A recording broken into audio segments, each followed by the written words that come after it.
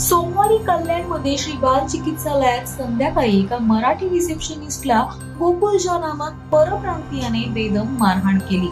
या घटनेचा व्हिडिओ सध्या सोशल मीडियावर व्हायरल होतोय, ज्यात आरोपीने रागाच्या भरात रिसेप्शनिस्टच्या छातीवर लाथ मारली। ती खाली पडताच तिच्या केसाला पकडून ओढले, 2-3 वेळा तिला उचलून आपटल्याचे देखील दिसत आहे। या प्रकरणी पोलिसांनी कारवाई केली आहे। दरम्यान हा व्हिडिओ पाहून आता बॉलिवूड अभिनेत्री जान्हवी कपूरने तिचा संताप व्यक्त केलाय। पाहुयात ती नेमकं काय म्हणाली आहे। जान्हवी सोशल मीडियावर बरीच सक्रिय असते, त्यामुळे अनेकदा या माध्यमातून ती आपले मत व्यक्त करताना दिसते।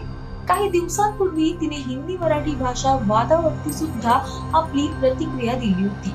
यानंतर आता कल्याणमध्ये 25 वर्षीय तरुणीला झालेल्या मारहाणीचा व्हिडिओ पाहून तिने संताप व्यक्त केलाय।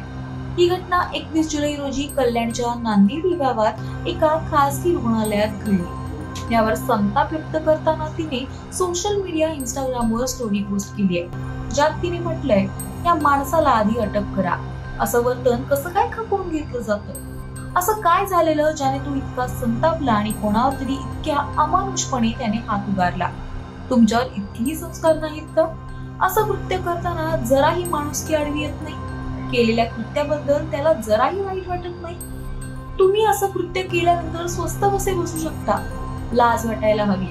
आपल्यालाही यासाठी लाज वाटायला हवी की आपण असं कृत्य करणाऱ्यांना काहीच शिक्षा देत नाही। या प्रकरणाविषयी तुम्हाला काय वाटतं ते आम्हाला कमेंट करून सांगा आणि मनोरंजन विश्वातील नवनवीन अपडेट्ससाठी ओन्ली मानिनीला सबस्क्राईब करा।